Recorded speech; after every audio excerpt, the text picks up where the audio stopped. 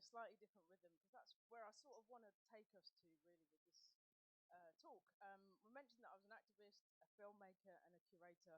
I'm also a neuroscientist by background, and I studied at the University of Manchester, and I live in Manchester still. It got me, like London, it was too busy. London got me on a stage. It was small, it was good.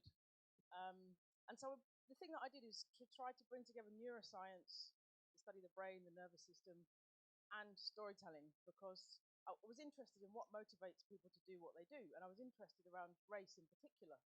So storytelling and neuroscience brought these two things together for me. And I'm just in this era where we have this incredible technological, rapid, massive change. These are some of the challenges. Who's a technologist in the room?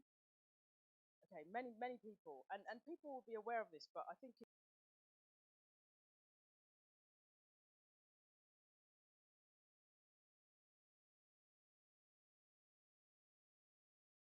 imagine that robots are going to do a beauty contest and this is the advert for it.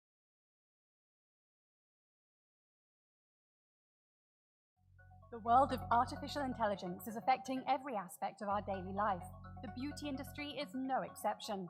Today, we would like to welcome you to the first beauty contest with an all-robot jury.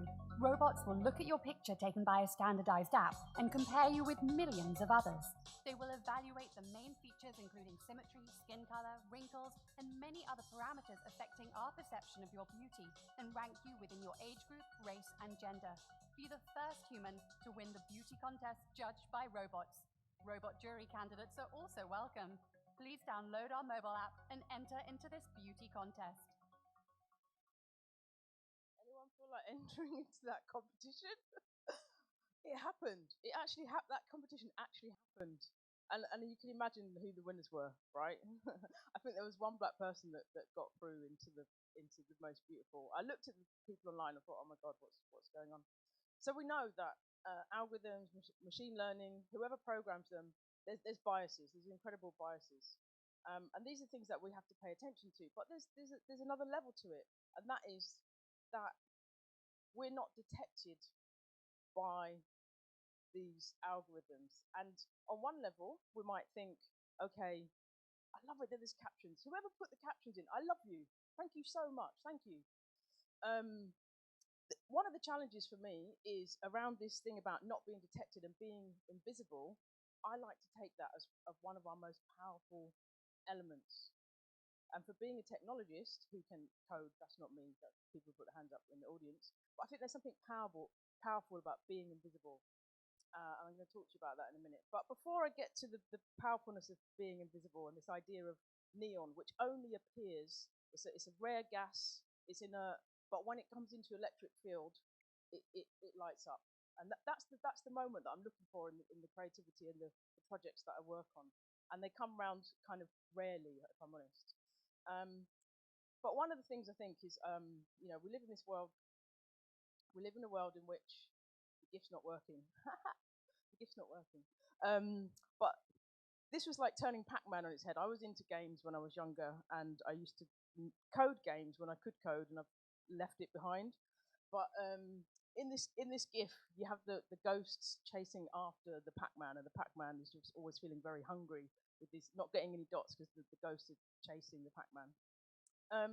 And the thing about that is that there's in the environments in which we're often educated, that's the feeling that you get, that you're not having these opportunities and you've got everyone chasing you and all of these things. So I kind of wanted to tell you about a project that I got involved in, which I'm not credited on, even though I kind of conceived of the thing, and it was really successful. And it's a game, and the game's called Hooked on Music.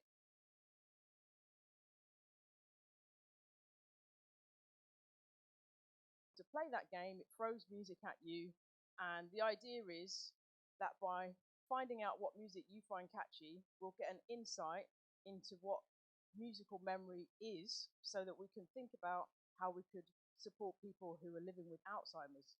Because when you have Alzheimer's, your short-term memory goes, but your long-term memory stays. So there's the potential for new therapeutic possibilities in us understanding what makes music catchy. And this is the outcome of this experiment, which was testing kind of popular music from all over mainly in Britain and America, I must say. But it was played by 200 million people around the world, and collected a lot of data and lots of papers for the researchers who are based out in Amsterdam. So this is the top 10. See if it triggers anything for you. Here's the nation's official Hooked on Music Top 10 Catchiest Tunes, powered by the Museum of Science and Industry. At 10, it's Aerosmith with I Don't Want to Miss a Thing, recognised in 2.84 seconds. The Human League come in at 9 with Don't You Want Me, picked out at 2.83 seconds. Taking 8, it's I Will Always Love You by Whitney Houston, recognised in 2.83 seconds. At 7, it's Michael Jackson with Beat It, recognised in 2.8 seconds, and with its main hook at 38 seconds. 6 is Pretty Woman. The main hook at 1 minute 7 seconds is picked up by people in 2.73 seconds. SOS by ABBA takes 5, recognised in 2.73 seconds. At 4, Lady Gaga, Just Dance, at 2.66 seconds. And now the top 3. Taking the third spot, it's Eye of the Tiger by Survivor, recognised in just 2.62 seconds. In at 2, it's Lou Bega with Mambo No. 5, with its catchiest hook at 50 seconds. People recognise the one-hit wonder in just 2.48 seconds. And now, the nation's number 1, the most memorable song brought to you by Hooked on Music is The Spice Girls with Wannabe, recognised in just 2.29 seconds. The song's catchiest hook is at 45 seconds. Log on to www.hookedonmusic.org.uk to play the game. Okay, you can still play this game and it'll throw tunes at you. I mean, I don't know about you, but I was kind of shocked that Wannabe the Spice Girls has the catchiest. I mean, you know, is this music that we're listening to? So I think there's something wrong. There's something wrong. You know what I mean? So for me, specifically in terms of this particular project, I wanted to work with the people who would be affected by Alzheimer's. And my proposal was, we need to work with young people who are going to be inspired by working with music, who are creating music, who are making a next generation of music. We need to be working with the people who are living with Alzheimer's, for them to be engaged in music, because that opportunity to communicate. And so I kind of pitched this as the idea to the people that were supporting us making this thing. And they were just like, no. And I was just like, wow, seriously? At the time, I had a fellowship from the Wellcome, and they're based in London. And I thought, you know what? This is my money that I'm investing on this project. I'm going to take the money out and I'm going to put it to somewhere where it can make a difference. And this moment for me was really critical, really important in my career, to think about where do I put my energy so that I can get to that electric field that lights up the knit, because this was not lighting up my heart and my passion. Of course, this project did a great thing in that it overturned people's perceptions of social isolation with Alzheimer's. It did that as a project, which is really important, and it credited, you know, the team, museum, for doing that. But one of the things that I did was I took some of the money from the project and I invested it in across Greater Manchester. It was the austerity and the cuts, and you know, we still got them, but this was several years ago. Same thing. And I worked with an organisation to go out and to find out what are the things that people are really battling with and challenge. What's challenging? What's really challenging? And they talked to several different groups, and they all came back with the challenge of social isolation. I thought that's where we need to do something. So we brought groups together. We brought researchers to come together with them, and we brought artists together. And we said, how could we make it worse? The event was kind of facilitated by a group called Theatre in Prisons, and they worked with prisoners, and they were going to work with, I was thinking, there's always that challenge when you come to try and bring people together to do a project, that there's people that are awkward and they kill everything, and you're just like, we're trying to do good here. So I wanted to work with a facilitator who had worked with people who could give you challenges, and that if they can bring those people on board, I want to work with those people. So this is why I work with Theatre in Prisons. And it was brilliant, actually, because they came up with the idea of, what if we tried to make it worse? How can social isolation get any worse? And so we kind of worked on that for about a day and a bit, and we had inspirations and chats and things like that. But what was wonderful about it, and what came out of it, was I commissioned 6 projects across Greater Manchester that brought these different partnerships together. And one of them, which is kind of sweet justice in a way, was this project, Together in Song, where Dr. Dawn Edge, who's based at University of Manchester, she worked with Together Dementia and a choral director, and they brought together a community choir of people with Alzheimer's and their carers, and they would come together and they would sing. And everywhere that they sang, the whole venue had to be turned in to be dementia friendly, and that was their invention. I was like, that is amazing. So we kind of facilitated that they could do more of that and keep going. And wonderfully, they came into the Museum of Science Industry and they came and sang at an event. They didn't want to be on the panel; they thought that was boring, and that's fine. But they came along and they sang, and the whole museum got dementia friendly as a result of them coming. So this was a really nice moment. And what I would call a kind of above the neon moment for me. And so, kind of from my background, I would say that one of the things is I would be seen as someone who's quite activist and radical. But before I knew what activist and radical was, I can now look to people like Bell Hooks, who says things like this. The ability to manipulate one's gaze in the face of structures of domination that will contain it opens up the possibility of agency. And for me, that resistance moment where you say, actually, no, that's nice as a mainstream project, but I don't think that's the project that I want to do. The project that I want to do is something else. And so I really look to Bell Hooks to encourage me to keep going down the path that I want to go down. And I said about being invisible, I would say I'm someone who often is in the background, and I'm not usually upfront talking. I'm the person who kind of comes up with an idea with lots of people and then find the investment to make it happen. Let's believe in the idea. Let's make it. I'm that person. So I'm kind of not in the spotlight. But I think it's important to always be asking, if you're that person, to think who's at the table, who's invited to that table, who has a seat to make the agenda. And for me, that's really critical. So, thinking from both a Black perspective, but also people that have disabilities. I work with a disabled designer, and she is, again, somebody who pushes me on how I'm ableist and how I'm not enabling. And so for me, it's absolutely critical that I listen to those perspectives and that I find the possibility for a platform that the most marginalized minds have a presence, because I think that's how we get to this idea of being beyond the neon. So living with a certain reality, seeing the world in a different light, and pushing it to where it could be better for everybody. And I think the only way to do that is to work from the most marginalized perspective. And then I think it would be a good moment actually to kind of come to Toni Morrison and to think about these definitions that people put on marginalized people, and to say, okay, these definitions, they belong to the definers, not the defined. And I think this is a moment where I'd say it would be really good that we check in with ourselves. So it's like a quick body scan, if you like, to just go across your entire body. You can go inside as well. Imagine that you're a scientist like me.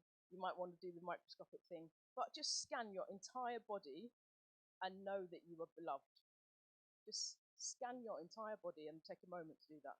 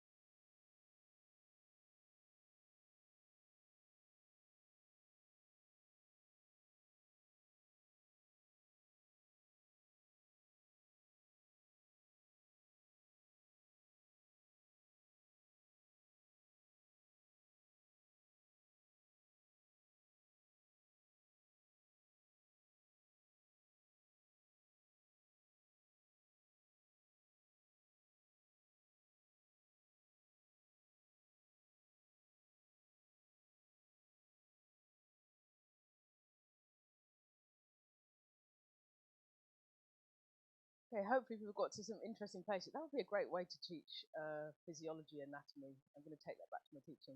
I think I don't know where people got to, but I started thinking about where the lungs and where the lungs are and all these things. Anyway, there's something interesting there. But yeah, I thought also for me, should say when I grew up in the East End of London, I was fortunate. I was really fortunate that my mum brought into our lives all of these inspirations. So even though I'd see at school, there's nothing of my history. At home, I had all of this. It was just there. The music. We're not meant to be playing music, so I haven't like we would play the music otherwise. But these were the kind of inventors, kind of Miles Davis, Angela Davis, Billie Holiday, Nina Simone. All of these people, they surrounded me in growing up. And also, my dad was Nigerian, so my mum, he had to go back to Nigeria, but my mum made sure that we had another kind of education that would give us this robustness. I think that I've taken through into how I now educate my students. But I think again, it would be good to take a moment to add to who are your inspirations that you'd like to bring into the room, into the rest of the conference, to think with those people as we kind of go journey of having talks, inspirations, and chats. So it'd be really great to have a moment where you could think about some of the people that you have inspired you, that are inventors, musicians, scientists, perhaps, and to just have a chat with the person next to you or someone behind you, if there's someone behind you. Have a moment to just have a quick chat with the person next to you and exchange or share someone that really kind of inspired you. Over to you.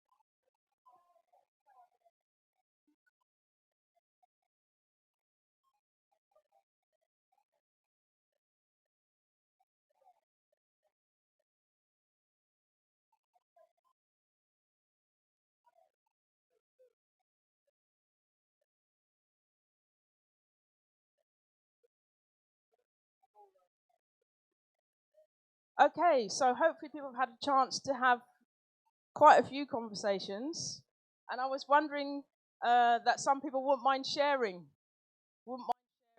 a couple of the people that they'd been inspired by, and it's been enjoyable for me to hear some of that. But for those who don't mind sharing, let's come and have a bit of sharing.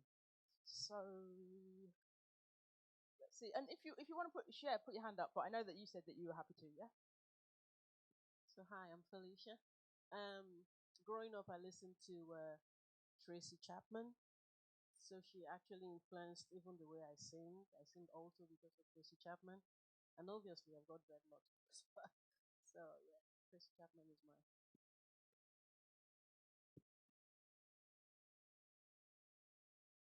Hi, I'm Franklin.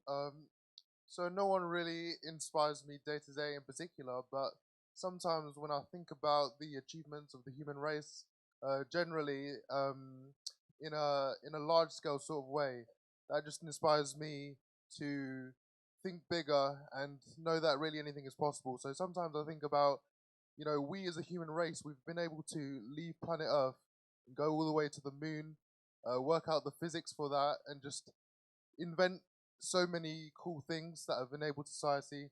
And sometimes when these kind of thoughts come to my mind, they really inspire me to to think that, you know if something isn't initially, if it doesn't seem possible, you just have to keep trying different things and think outside the boundaries of your usual scope.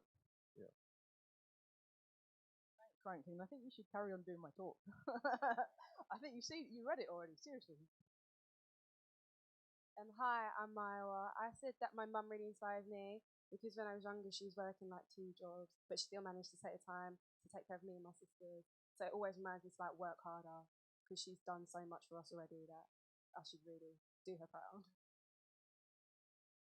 Thank you. Anyone else want to share? Any more? Yeah. Hi, I'm Jay. The guy that inspires me is my uncle. He got me out of trouble when I was younger and put me into playing basketball and actually doing youth volunteering when I was a bit younger. And yeah, it's me. Hi guys. Oh wow, that's loud. Yeah, it's me, innit? Sorry. Yeah, I'm Joe. Um, I guess the two people that inspired me the most is probably Bella Kuti and Bob Marley, just because yeah, they really rethink the black experience and really try and push us to think differently about ourselves and really what we can do. So I feel like that's really important. Thank you. We haven't had any from this side. If anyone would like to, there's no pressure, obviously. Anyone over here? Someone? Hello, everybody. Up there, James Baldwin. I like the way he breaks down a lot of issues, like most psychology and stuff. So you can take a lot of what might be complex issues and breaks it down in a way where it's easy for you to dissect, and not just easy for you to dissect. You can go and do your own research on what might be something really complicated or really complex. They break it down. Really. Thank you.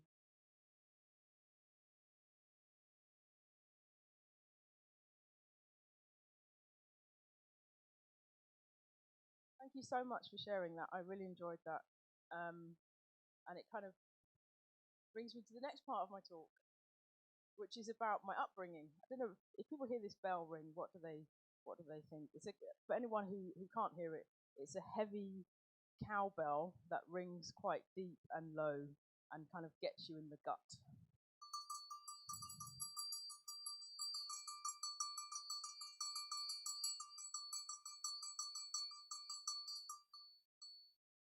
Anything come to mind when you hear this bell?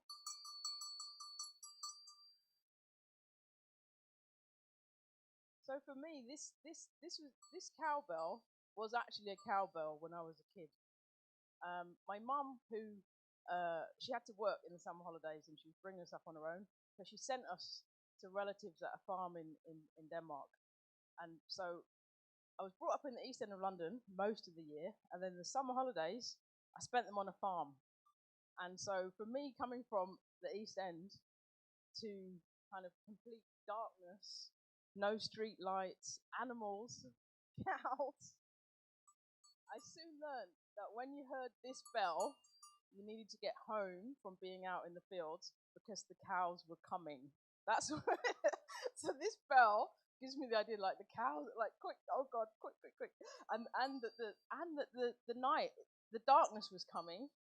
There would be no lights, so you better remember how to get back. So in the darkness, I knew that if I kind of walked, there was a path with gravel.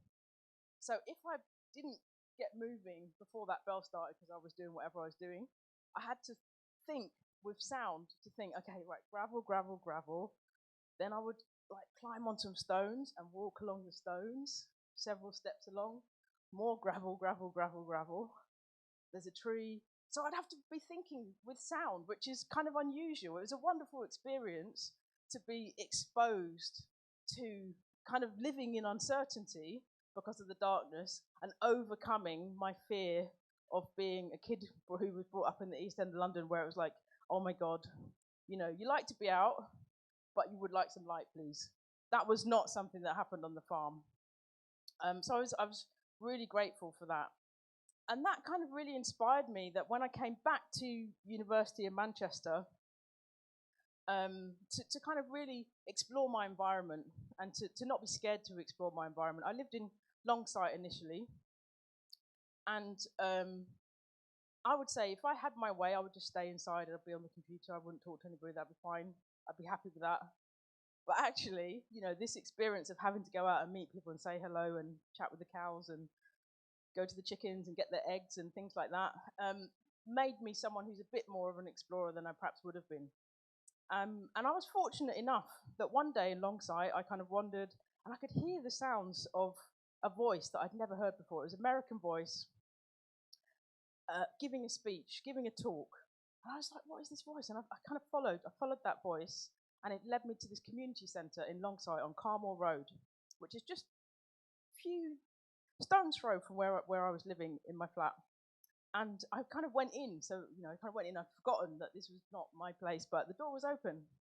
And this guy, Beresford Edwards, he said, oh, yeah, come in. And I was like, gosh, what is this? And then he was like, okay, he was putting on talks by Malcolm X, Marcus Garvey, and this is what I was hearing. So every Saturday he would play this, and it would bring people in, and it brought me in. And he said, oh, what do you do? And I said, oh, I'm at University of Manchester and I'm studying science and it's a bit boring. And he's like, okay, well, just come here on Saturdays. Come next Saturday and you're going to teach. And I was like, really? I was, 18, 19. I was like, really? What? How could I teach anybody? I'm being taught. He said, you're going to teach my kids. My kids have, for some reason, have been excluded from their school. They're not being taught properly. You're going to teach them. You're learning science. You teach them science and English and maths. I was like, oh my God, I had to brush up on my maths. And of course, I realized in trying to how I'm going to inspire these young people, the maths that I know and the scientists that I know are not the scientists that are going to inspire these young people. But he's like, don't worry about that. I've got a bookshop. So in his bookshop, which he'd also set up, I could read about different mathematicians and scientists, inventors like Lewis Latimer, who actually invented the carbon filament to the light bulb. Yeah, I learned about these people. I learned about George Carruthers, who enabled us the possibility that we could figure out how we could get to the moon. So yes, there were our hidden figures and people like that, but there's also all of these people whose names are not mentioned in history, and I learned about them in this little bookshop community centre in Longsight in Manchester. That, for me, that's like space mission, right?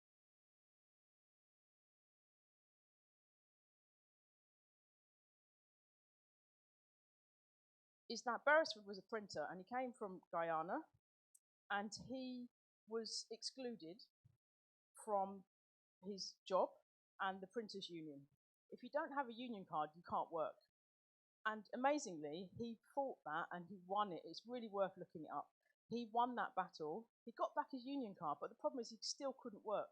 And he still couldn't work because there's persistent rumours that go around a person who's fought the system and won. Yeah. But what did he do? He didn't give up. He set up that community centre. He set up that black book shop.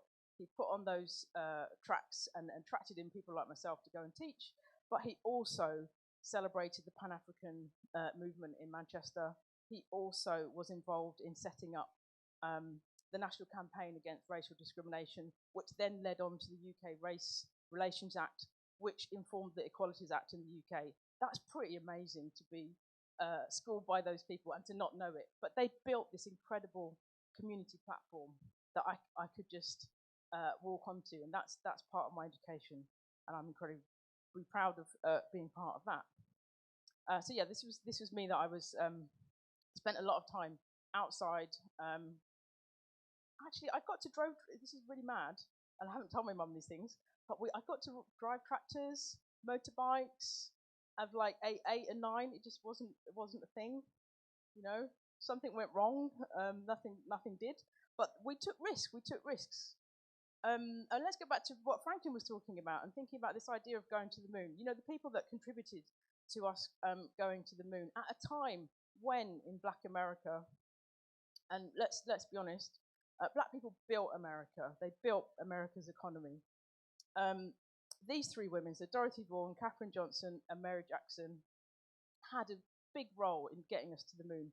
I love the Katherine Johnson story because someone asked her, how did you get into mathematics? And she just said, I just counted everything. The number of steps to church, the number of steps up, you know, all the steps up to going to school. She just counted everything. And then she suddenly, gradually started seeing these patterns and possibilities. And I think that's a really interesting way. There's almost like an accidental way into mathematics. And then, you know, one of the things that really inspired me, which is about kind of this idea of community organizing.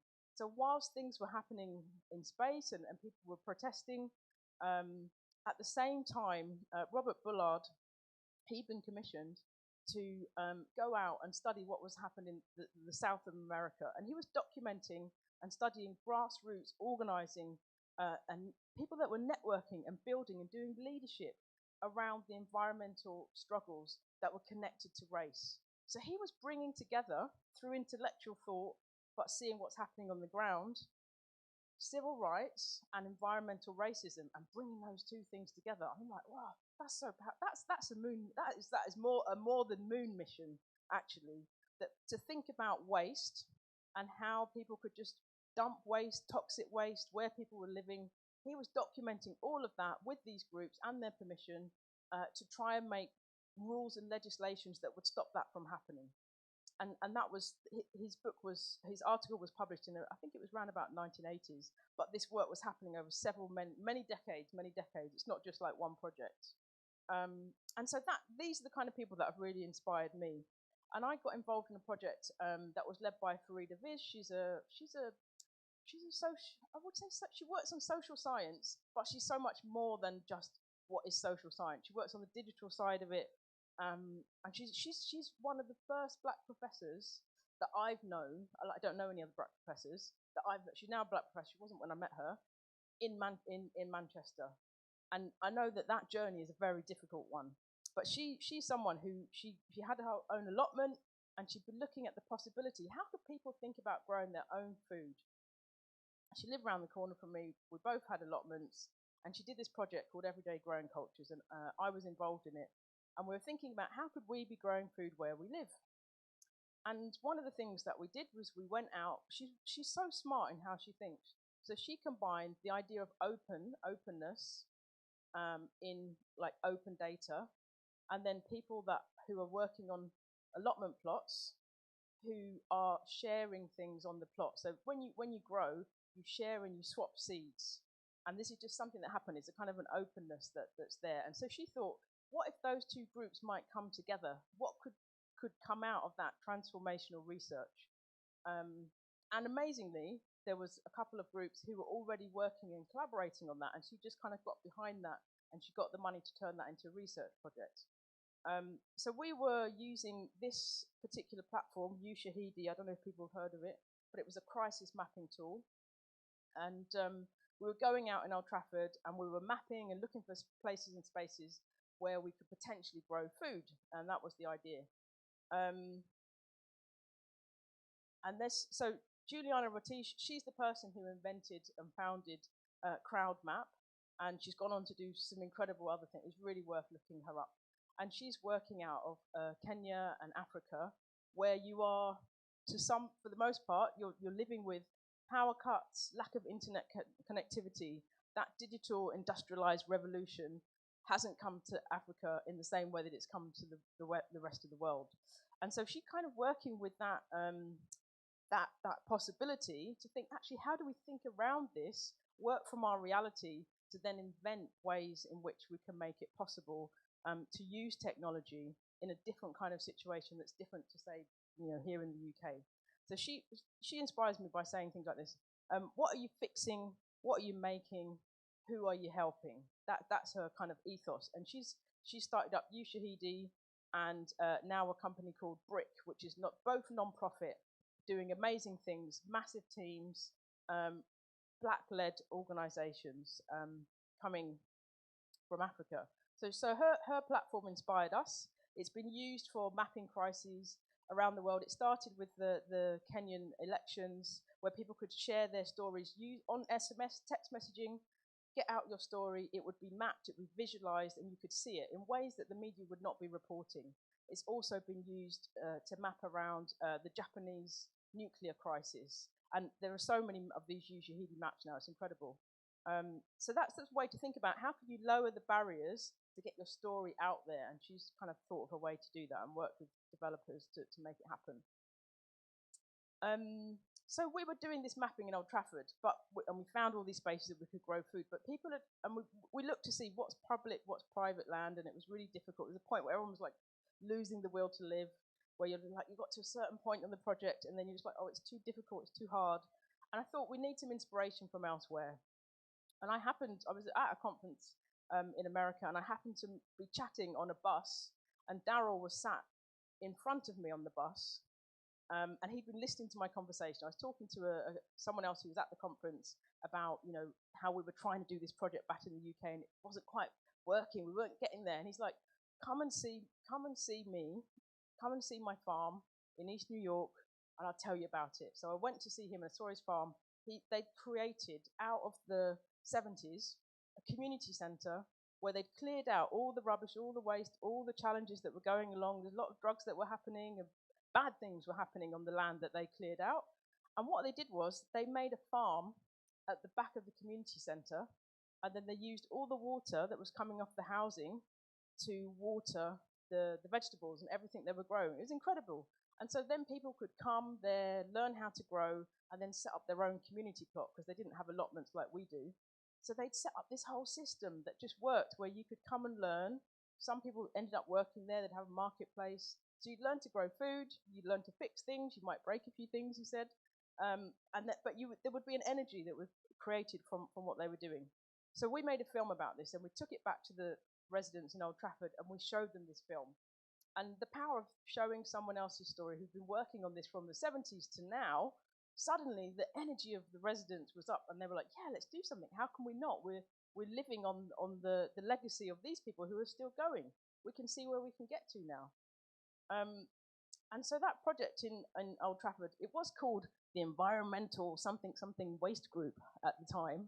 It's now called Love Old Trafford, which is really nice. And people are still growing. They're still volunteering, going out, clearing rubbish, growing things, making things look better, and bringing very diverse communities together, which is great. And then for me, I work out of this social enterprise called Squirrel Nation with Caroline, the designer. And we had this opportunity in Manchester. It was the year of, I don't know, what do they call it? European, some kind of celebration, European celebration of science. And actually, it was the year that we voted to leave Brexit, so it was a little bit, but still, we were doing this project. And I'd become known for doing these citizen science projects where the public get involved in doing research with academics and using digital technology to do that. So I've become known for that, even though I wasn't credited for it.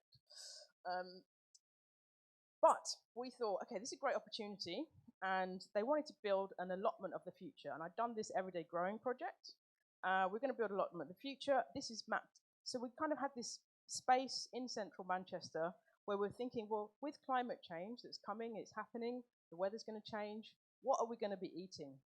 Because when we did our research on this, we could see the soil is going to be gone in the next 25 years, probably less now actually, the rate that we're doing things. We have to think about how we're going to replace soil, or how we're going to become soil lovers and understand how the soil works. And we thought, okay, the thing that we could contribute, we're going to make a mushroom farm, and we're going to recycle coffee waste. So you have a cup of coffee, grounds come out. There's a lot of energy still left in those coffee grains. We're going to take those and we're going to put them with mushroom spawn. The mushroom spawn, they just eat everything. They will just digest that, and they'll turn that into protein, which is the mushrooms. And so you've just got a beautiful recycling thing right there. That is like, it's just there. It's just nature. We just tap into it. So we thought we're going to bring that to city dwellers, because people aren't seeing it. They don't know where their food comes from. They think it comes from Tesco's. We need to rethink this, because with climate change, it's not going to be, it's a challenge. So we had this allotment of the future. There were scientists on there from University of Salford, University of Manchester. They were growing out. They were like, algae's the future. So we had algae. We had the people at Salford. They were doing soil testing, so Mike Hardman's group. And then we had community growers as well, who were doing things where they were. And they were still growing with soil, which was really nice, actually. So this is how it was kind of mapped out, that there would be kind of pop-up food activities. There's a kind of climate change zone. And people like to segment things. But anyway, then there's allotment, and there was a technology section where things might be grown without water, so using hydroponics. And then there was a kind of soil section. So there's a chance for people to kind of understand the changes. And one of the crops that we proposed was sorghum wheat, which is actually mainly grown in Africa and Asia. And this brought a very different crowd to come and have a look to see what would be our food of the future. Instead of wheat, what about sorghum wheat? And that was really interesting, actually, because you had kind of older African people who were living in Manchester, who would walking past, they're shopping, and they're walking past like this, and they're like this, and they would like pull their kids over, and they go, "This is what we've been telling you about." This, you want to eat your McDonald's? Look, okay, we have to be thinking about, and it was amazing, because it meant that suddenly their history and their legacy had suddenly come alive again in the middle of Manchester. It was really amusing to see that people were like, what? Sorghum wheat? Yeah, so, and I don't know anything about it. I learned more from them than perhaps, they from me.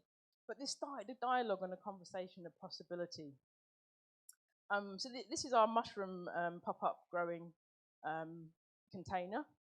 Because I'm the scientist, it was a bit too, the prototype one was a bit too sciencey, if I'm honest. So this is our pop-up container. You could go in, it was growing mushrooms, you could see how it worked, you could look at the mushroom spores underneath the microscope, ask a million questions to DIY growers, and you could take a bag of mushrooms home that you would seed yourself, and you take them home, and you have to look after them and water them and put them in the dark, and then 2 weeks later, you'd cut a hole in them and you'd get mushrooms, and then you could cut them and cook them for breakfast. So that was the idea, is that people would have a connection with the food that they were going to eat for breakfast. Here's me collecting the coffee grounds. And we called this Farm Lab. And this was a project, I have to say, it was really difficult to get it off the ground. And it's really difficult to hold on to it as ours. Thank you. Really difficult to hold on to it as our project. But there was one person, actually, at the Wellcome Trust, a guy called Simon. And I put in an application, didn't get the money.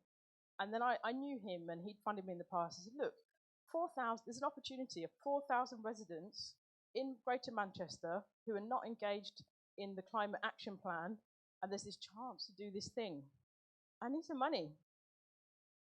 He left it like that, and then from him, I got like 15 grand, so I'm really grateful for him. And I still had to do the funding application, but I was like, look, your people are not looking at it in the right way.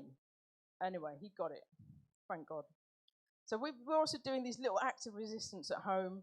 So we've tried to grow ground nuts a couple of years ago. That worked. That was amazing in our allotment. Growing squash. It's a really incredible thing to grow your own food. Patricia Hill Collins, she says, what is this? It's intellectual activism. It's the many ways in which people place the power of their ideas in service to social justice. So as an academic now, I'm really careful about what is it that I do. Okay, some of the things I do, they're not new, bringing people together, growing food, this is not new. That's not something you can publish about, but the thing of involving people in your academic practice, that is the thing that's new. So the thing for me about going beyond the neon is thinking about how do we live with our current reality. And I think that we are well placed to think about that. Yeah, these invisible things that go on, but we know that they're there. And we know that with an electric field, our ideas, we can spark difference and make change. And this kind of cone just sums it up. We know that there's this power invested in the mainstream, which makes things happen. I'm interested in all of those attempts outside of the mainstream that mean that we can make a different and better world. How have I done that? I've worked with lots of people. I'm never at the forefront of things necessarily. I just make sure that things happen. So it's really interesting with this, actually. I do love my university. They get behind me eventually. I worked on a project. I worked with some academics over Christmas. We were just annoyed, actually, that people who come from diverse perspectives, disabled people, black people, queer people, people that don't fit in, are not getting funding to do their research that will make a difference. And there's all these weird frameworks that stop you from doing that. So we have to find our own ways to get the money and all these things. We thought, actually, we're going to target government and we're going to set an inquiry. And this was from an ally, Professor Rachel, her surname will come back to me. But anyway, Rachel Oliver, yes, that's it. She, in Cambridge, she went and she pitched to Parliament, and with us, academics, we never met, on Twitter, gathered all the data. She did a 10-minute pitch on an inquiry about why research investment is not reaching diverse people, and that we need diversity. We're not going to get the curriculums that we want. We're not going to get the young people that we want if we don't have diverse people teaching them and doing research. This inquiry is happening now, thanks to her and all these 200 other academics who came together. So with your ideas, your brilliant ideas, keep dreaming, because the funding is now, I hope, going to be there, because this inquiry, we're going to hold them to account. And then final thing for me, all of this storytelling, the organising, the community development, myself and others around the UK, we've just won this bid to do community development, storytelling, and citizen science to enable diverse communities who are marginalised from environmental science, are going to work with us, coastal communities in cities around the UK. That's happening. This is funded. This is last week. Okay, so this is why stick to the road. I can't play this track, but do look it up. It's wonderful. Black Quantum Futurism, Octavia Butler, and some people in Philadelphia have done some incredible things with her work. The Parable of the Sower is a really great book to read and has inspired me. My final point is to say there's this coming agenda around smart data and getting our data. And we have to really think about that. As the technologists in the room, the people that give their data, we have to think, how do we keep that to ourselves, be opaque about it, but use the data in clever ways that we can make a difference? And that's the thing that I would love to talk more to about technologists. My way to kind of innovate around it was to get a bunch of young kids to build a recycled robot orchestra. So getting to those people that are the creative makers. And then I worked with the artists to invent a new creature. And this is what we came up with. It's called Data Critter. So we're kind of querying and reworking the idea of what we can do with data.